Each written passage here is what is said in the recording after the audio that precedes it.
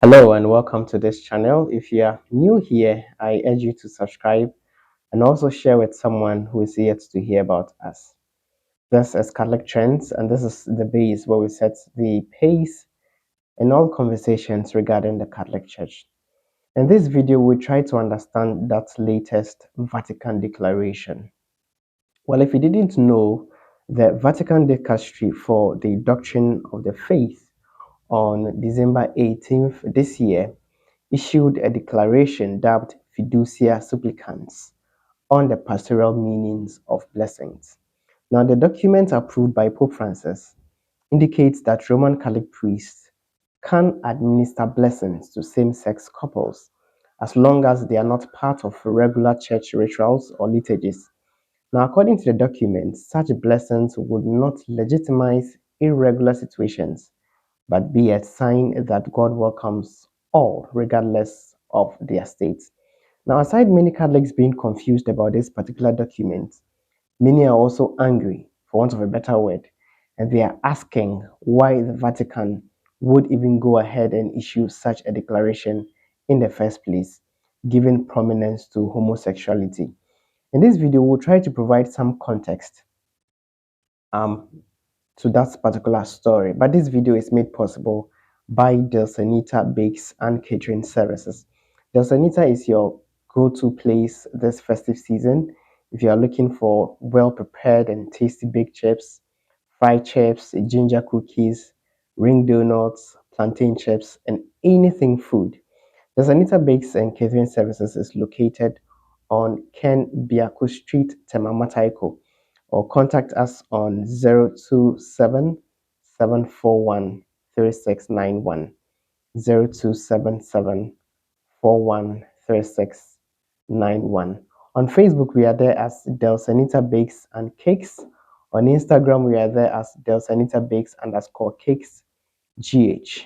We are back after this break. Welcome back. In August 2023, five cardinals presented a dubia to Pope Francis ahead of the Synod on Synodality.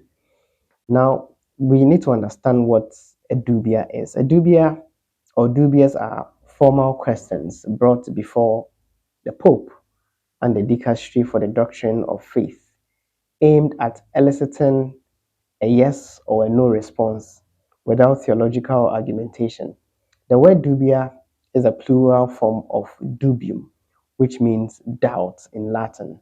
They are typically raised by cardinals or high ranking members of the church, and they are meant to seek clarification on matters of doctrine or teachings regarding the church. Now, what are the issues that were presented in this dubia presented to Pope Francis? The first one is regarding the assertion that the divine revelation should be reinterpreted based on current cultural and anthropological changes. The second one is with the assertion that the widespread practice of blessing same sex unions is in accordance with revelation and magisterium. The third one regards the assertion that synodality is a constitutive dimension of the church, such that the church is by nature synodal. The fourth one says that the support of pastors and theologians for the theory that the theology of the church has changed, and thus the sacramental ordination of women can be conferred. The fifth one is on the assertion that forgiveness is a human right, and the insistence of the Holy Father on the duty to absolve everyone always, so that repentance is not necessarily a condition for sacramental absolution. Now, we will look at this dubia, but we have a specific issue that we need to look at, and that is the second dubia, the second dubium, which actually talks about the assertion that the widespread of the blessing of same-sex unions is in accordance with the revelation of the magisterium. Now, let's look at the Holy Father's response to this particular dubium. He says that the church has a very clear understanding of marriage, an exclusive, stable, an indissoluble union between a man and a woman, naturally open to procreation. Only through this union can be called marriage.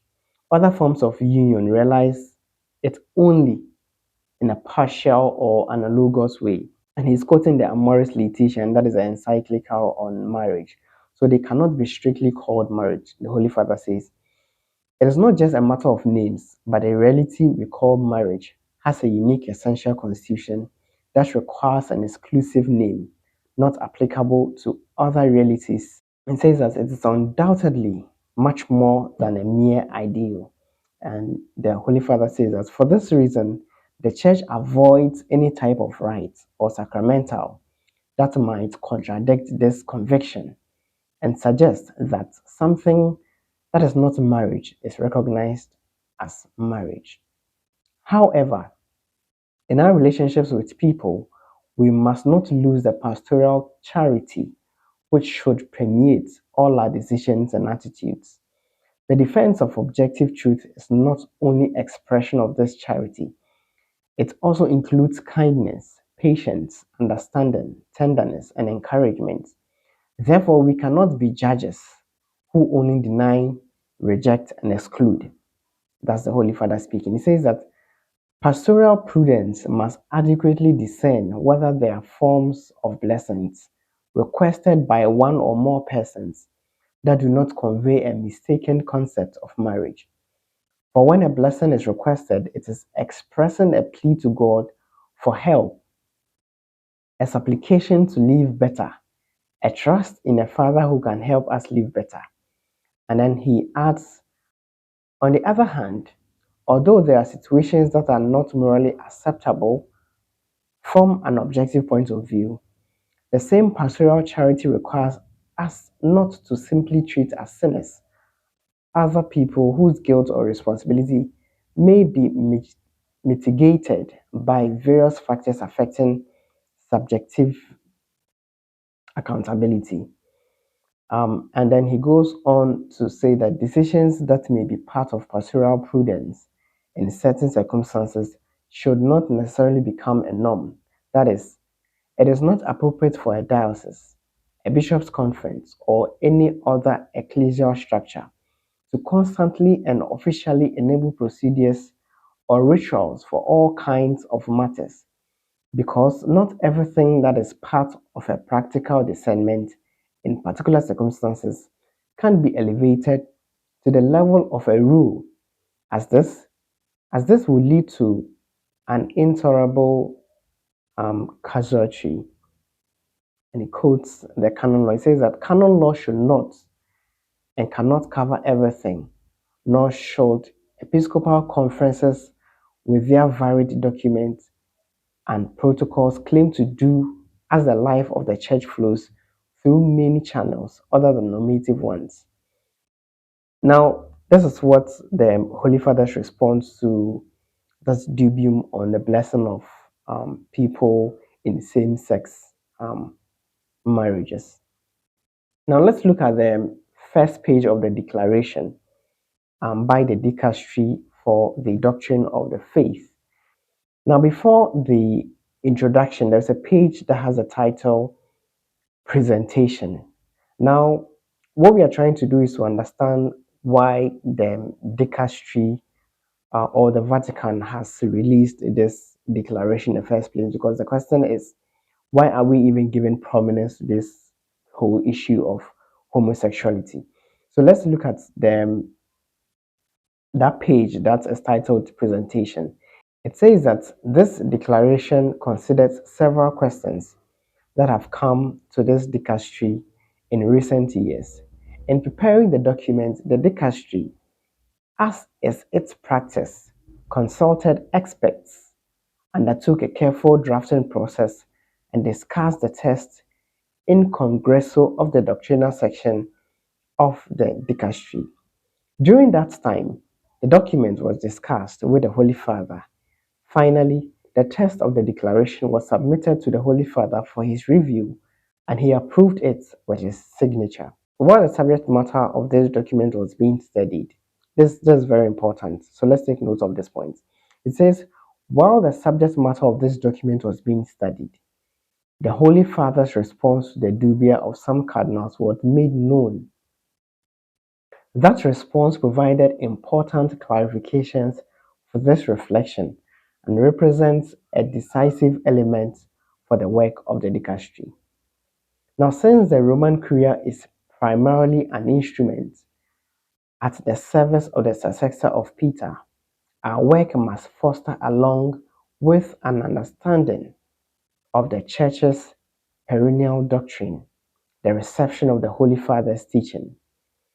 As with the Holy Father's above mentioned response to the dubia of two cardinals, this declaration remains firm on the traditional doctrine of the Church about marriage, not allowing any type of liturgical rite or blessing similar to a liturgical rite that can create confusion. It says that the value of this document, however, is that it offers a specific and innovative contribution to the pastoral meaning of blessings, permitting a broadening and enrichment of the classical understanding of blessings, which is closely linked to a liturgical perspective. Now, such theological reflections based on the pastoral vision of Pope Francis implies a real development which has been said about blessings in the magisterium and official texts of the Church. Now, this explains why this text has taken on the typology of a declaration. It is precisely in this context that one can understand the possibility of blessing couples in irregular situations and same sex couples without officially validating their status or changing in any way the Church's perennial teaching on marriage. This declaration is also intended as a tribute to the faithful people of God who worship the Lord with so many gestures of deep trust in His mercy and who, with this confidence, constantly come to Him to seek a blessing from Mother Church. So basically, this page is providing context to why the Vatican released this declaration in the first place, and it's saying that the declaration is a response to several questions that have been brought to the dicastery to explain certain things for better understanding. Now, whilst this um, dicastery was preparing the document to be presented for clarification on the issues that will be contained in there, it says that a response to a dubia by the Holy Father was made known to the dicastery.